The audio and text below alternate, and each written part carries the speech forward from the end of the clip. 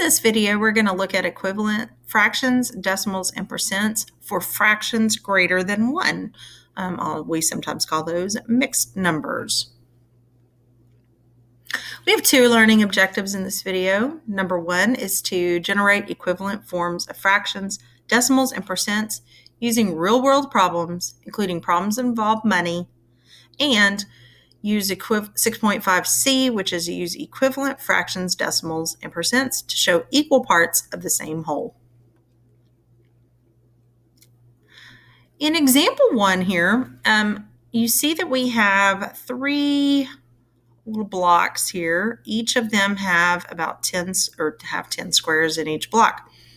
And we see 2 of them are shaded green, and one of them, 6 out of the 10 blocks, are shaded.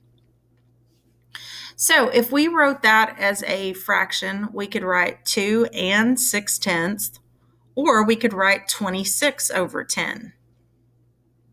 Using our fraction rules, converting a fraction to a decimal, we can either divide that or multiply. Since it's over 10, our numerator, 26, would be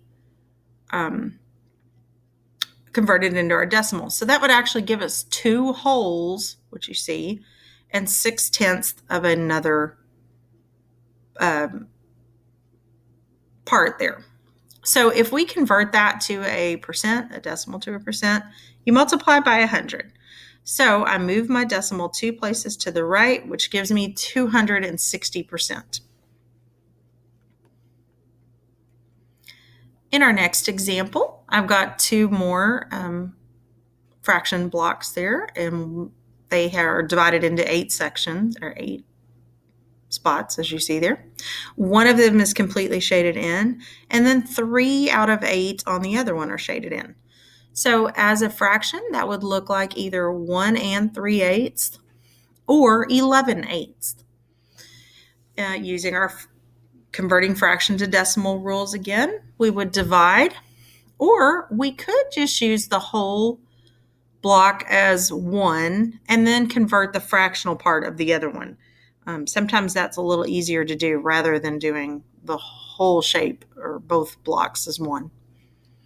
So if we convert 3/8 into a decimal, we get 375 thousandths,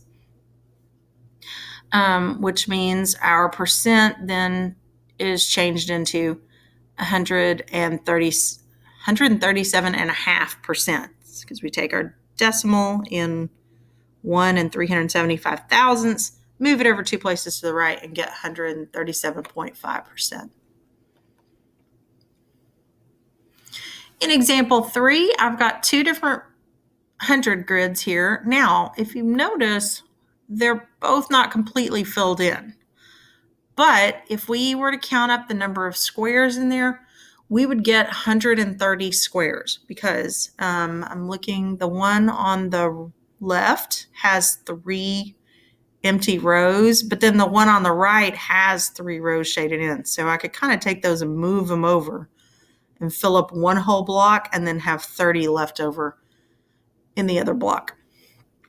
Either way, we have 130 over 100, or 1 30/100. Now, again, I can take my 1 whole and write it in the ones place as the decimal, and then take the other one, which is 30 out of 100, and just write that as 30/100.